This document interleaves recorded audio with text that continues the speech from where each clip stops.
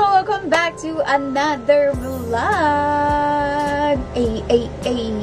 Another vlog, another lip swatches na naman tayo. So, today, Korea naman ang ating i-swatch. I have here lahat ng shades ni Coral Haze. 7 shades meron ako, guys, ni Coral Haze. So, Korean brand siya and medyo underrated siya kasi actually ngayon ko nga lang din siya narinig, itong Coral Haze. Para bago siya mag-trending, at least na-swatch na natin, diba? Kasi ang hirap i-swatch nung ibang brand kasi laging sold out. So, if you wanna know my thoughts about it, then please keep on watching.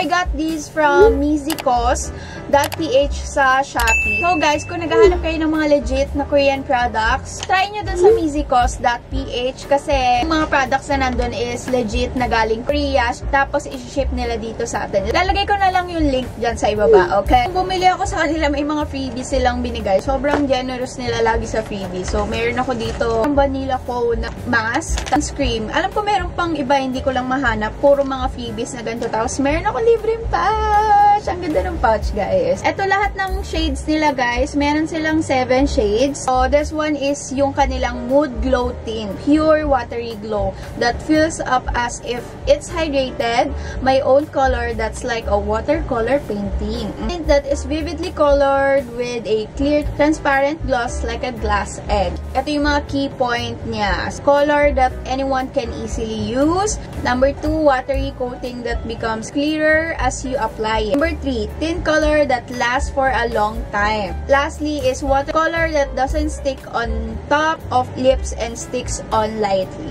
So, ito yung packaging niya, guys. May gold lang and then yung brand Coral Haze. Ayan, very minimalist and aesthetically pleasing. Ito yung information. Hindi ko maintindihan kasi naka-Korean siya. Itong si Coral Haze contains 4.5 of products. Ang expiration niya is 2026 08/13. Ang tagal ng expiration niya. Yung first shade niya is Surreal. Ito yung packaging niya, Coral Haze, and then ito siya sa likod. Ayan, ito yung parang logo yata nila. Tapos makikita mo dito, may triangle dito. Makikita mo kung ano yung color na nasa loob. Very simple and pa-square lang siya. Very handy din siya. Pwede mong ilagay kahit saan. Merong dito sa ilalim ng shade and also yung expiration date, which is good kasi minsan wala sa packaging yung expiration date. Yung applicator niya, ayan, slanted siya pero hindi siya pa triangle. Yung normal na applicator lang pero nakaslant ng very, very light.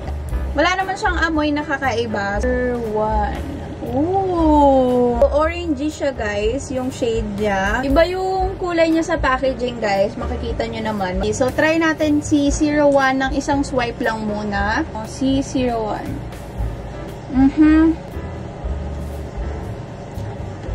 Pag nilagay mo, may amoy fruity or parang lasang fruity, pero hindi naman siya sagapal. Ayan siya ng 1 dot lang. Very subtle. Ang ganda. Very light lang sa labi and glossy talaga siya. And also, medyo maitim yung labi ko. Iba yung kulay niya. Try pa natin patungan. Tignan natin kung mabubuo yung kulay niya sa labi natin. Very easy to glide. As you can see, guys, dito sa ilalim, medyo hindi niya natakpan yung mga darker areas ko. Ang gawin nyo is mag-lip liner na lang kayo para medyo kakulay siya. Ang ganda. Ang ganda dito shade na to. OMG. Pwede nyo tong pang topper, guys. Para kasi siyang gloss, ganun. Kasi ang mga gloss, diba, sobrang sticky. This one, hindi siya sticky. Very lightweight lang siya sa labi. And also, very hydrating siya sa labi.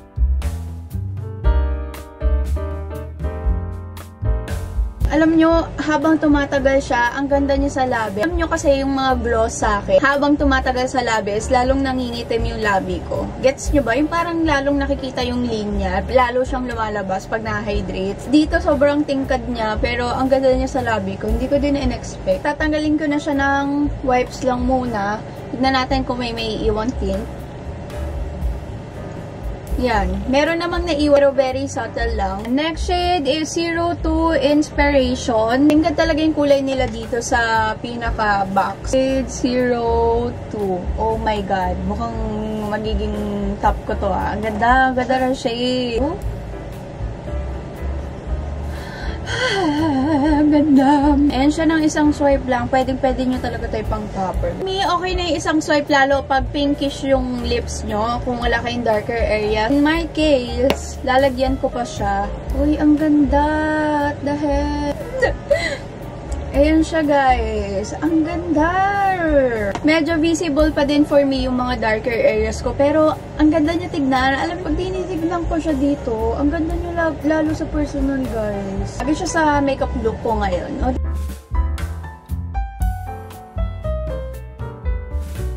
Nakadalawa na ako. Nung tinanggal ko siya, sobrang hydrated na nung labi ko. For our next shade is 03 Ambitious. Palagay lang, kaya pala siya bumabagay, is itong dalawa is warm. And also, itong next natin, si 03, warm din siya. Ayan, 03. Ayan. Ayan siya ng unang swipe. Ang ganda din, OMG. Dun sa nauna.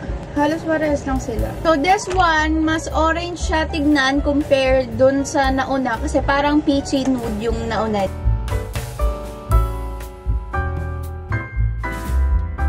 Ang ganda ng finish niya. Kasi may mga gloss na pag ginanon mo, pumapangit na yung pagka-gloss. Ito, ang ganda habang natutunaw siya sa labi mo. MG, di ako makapaniwala na may mga ganitong product na hindi natin alam.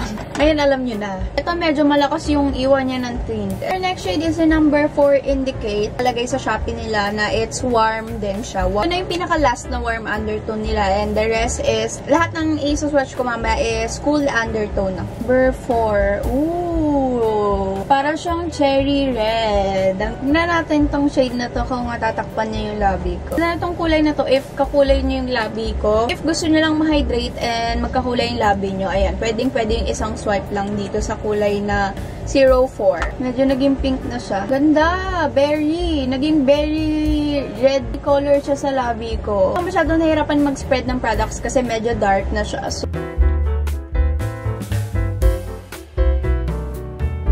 guys, ang ganda nung naiiwan niyang stain. Red siya. Halos parang MLBB.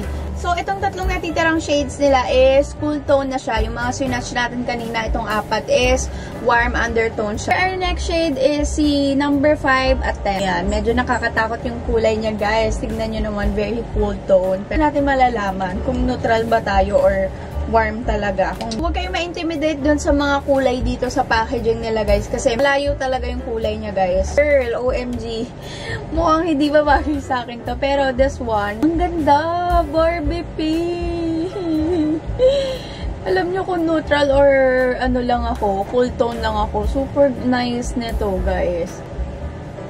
Ayan. Confirm, warm undertone talaga ako. Super ganda nito, guys, lalo if maputi kayo. Medyo mahihirapan lang ako sa pigment niya kasi nga medyo dark yung lips ko and sobrang pale niya.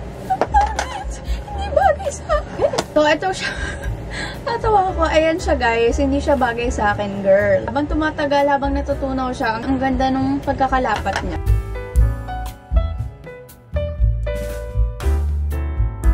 Ko siya, bagay siya sa makeup ko ngayon. Ang ganda niya pag natutunaw na siya. Pero yung pag ina-apply mo, nakakatakot sa tignan. Yeah, medyo okay naman. Slightly okay naman. Feeling cool tone. Bumaganda na siya. Hindi na siya pangit tignan sa labi ko. Next shade is 06 Get Overs. Medyo nag-leak ito, si 06. I don't know why. Ayan. Mas matingkad na siya na pink compared dito. So, ito ang legit na Barbie pink. Legit na Barbie pink. Mas lighter kasi to compared dito. Nice. And siya, guys, magenta-ish yung kulay niya. Ang ganda din. Ang bet ko nga to kaysa dun kay 5.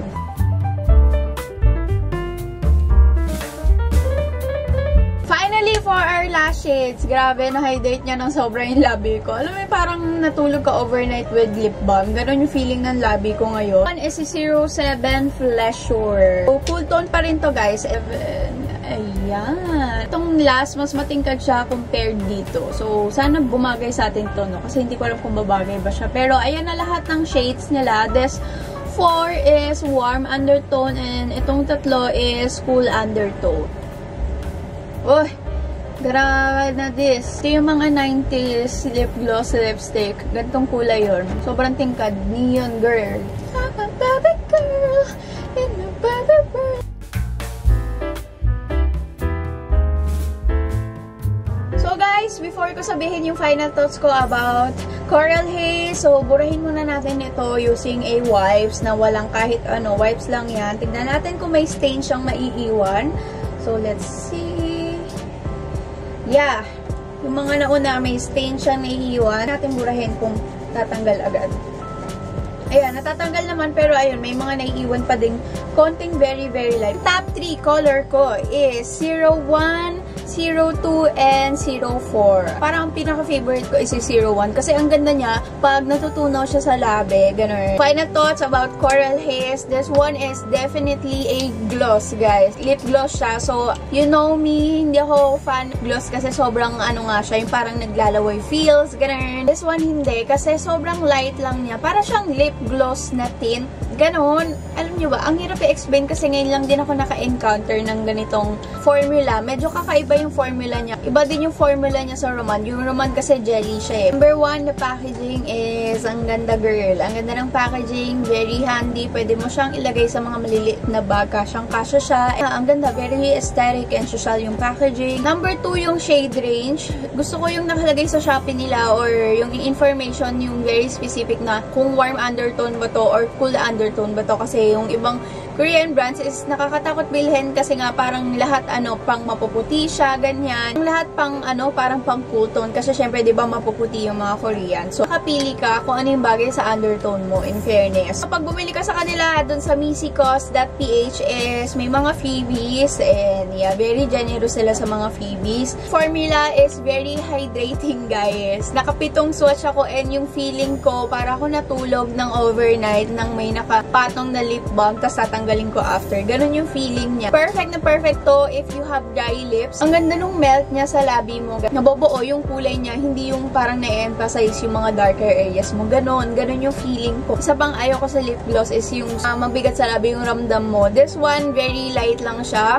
Para ka talaga nag-hydrate lang. Pwede mo siyang gamitin alone and pwede mo din siyang gamitin as a topper. Ang cons lang is pricey siya, guys. Yun lang cons niya. Kasi nga, Korean brand siya. So, parang mga kapresyo ng Roman. This one cost 570 pesos. So, ayun lang yung cons niya. Pero ang ganda niya. Nagulat ako sa formula niya. Hindi ko rin ine-expect. Ang ine-expect ko yung parang Roman, ganon yung formula. Pero ito, medyo kakaiba yung formula niya. Hindi mo pa rin siyang i-layer ng i-layer. Nakailang layer na ako. Pero ganon pa din yung feeling. Light pa din yung feeling. So, titignan ko sa Shopee, guys, sa ibang store. 700 plus pala siya. Eh, naka-sale pala kay misicos.ph. Kaya 520 na lang. So, go nyo na, guys. Again, if you want ng mga legit products from Korea, you can visit yung Shopee ni misicos.ph. Lalagay ko na lang dyan sa description box. Okay. So, that is it for today's video. I hope you guys enjoyed and meron na naman tayong na-discover na bagong products bago pa siya sumikat, guys. So, kung nagustuhan mo tong video ito, don't forget to like, comment, subscribe. Thank you guys for watching. See you in my next vlog. Bye!